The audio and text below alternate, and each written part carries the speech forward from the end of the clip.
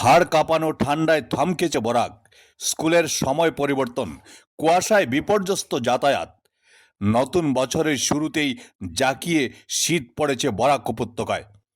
গত কয়েকদিন ধরেই তাপমাত্রার পারদ নিম্নমুখী, আর আজ তা নেমে দাঁড়িয়েছে 9 ডিগ্রি সেলসিয়াসে।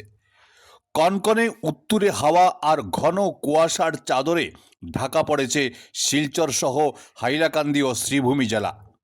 এই প্রতিকূল পরিস্থিতির জেরে সাধারণ মানুষের দৈনন্দিন জীবনে ব্যাপক প্রভাব লক্ষ্য করা যাচ্ছে।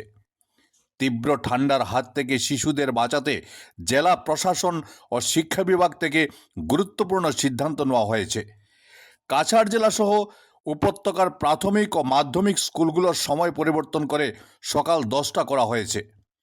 কুয়াশার দাপট না কমা পর্যন্ত এই নির্দেশিকা কার্যকর থাকবে বলে জানা গেছে। ভোর থেকে ঘন কুয়াশার কারণে দৃশ্যমানতা অনেকটাই কমে যাওয়ায় জাতীয় সড়কে যান চলাচল ধীর হয়ে পড়েছে। বিশেষ করে শিলচর গুয়াহাটি এবং শিলচর আইজল সড়কে ট্রাক ও যাত্রীবাহী বাসগুলো অত্যন্ত সতর্কতার সঙ্গে চলাচল করছে। কুয়াশার প্রভাব পড়েছে আকাশপথেও। দৃশ্যমানতা কম থাকায় কুম্ভীরগ্রাম বিমানবন্দর বিমান ওঠানামায় বিলম্বের আশঙ্কা দেখা দিয়েছে। হঠাৎ এই ঠান্ডার প্রকোপে ঘরে ঘরে জ্বর, সর্দি, কাশি ও শ্বাসকষ্টজনিত সমস্যা বাড়ছে বলে জানা গেছে। বিভিন্ন হাসপাতালে বাড়ছে রোগীর ভিড়।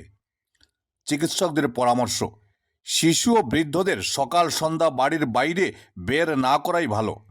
পর্যাপ্ত গরম কাপড় এবং পুষ্টিকর খাবার গ্রহণ করুন। শ্বাসকষ্টের সমস্যা থাকলে দ্রুত চিকিৎসকের শরণাপন্ন হন। মৌসুম ভবনের পূর্বাভাস অনুযায়ী আগামী কয়েকদিন আকাশ আংশিক মেঘলা থাকতে পারে এবং কুয়াশার দাপট আরও বাড়ার সম্ভাবনা রয়েছে। শীতের এই কামড়ে আপাতত জুবুথুবু বরাকবাসী।